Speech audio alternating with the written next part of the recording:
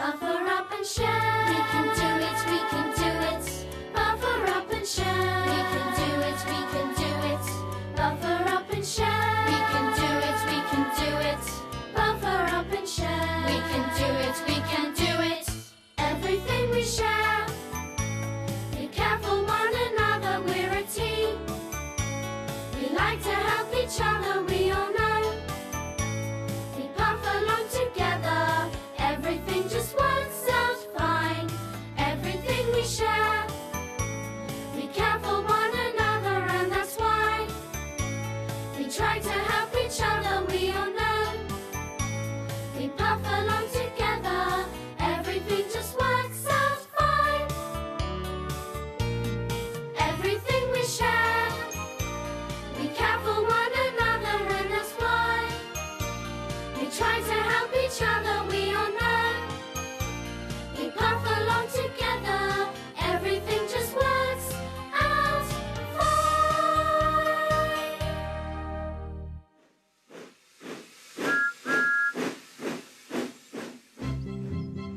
Saving Edward.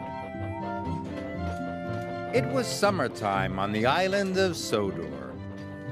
All the engines were working hard, carrying goods and passengers. They cheerfully chuffed up and down the lines. All except Edward. Edward was worried. He wheezed as he puffed, and steam hissed out of his cylinders. One morning, Sir Topham Hatt came to the sheds. He had an important job for Edward. "A special delivery of fruit and vegetables is coming to the docks today," he told him. "I want you to take it to Knapford."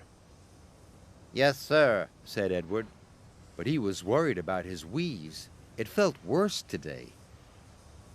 "Thomas, you ought to go to the docks and shunt Edward's freight cars.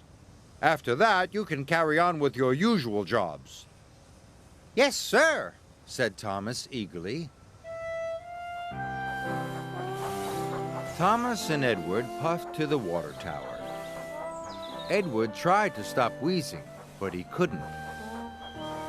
"What's the matter?" asked Thomas.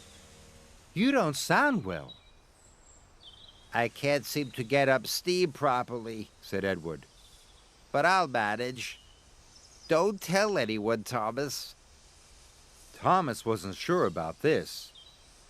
"I don't want Sir Topham Hatt to know," hissed Edward.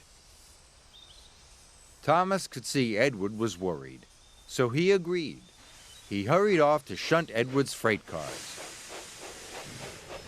Edward followed slowly to the docks. Edward was very worried. What if he was too weak to pull his train? He would be of no use to the railway. He wouldn't be useful at all. Edward shuddered at the thought.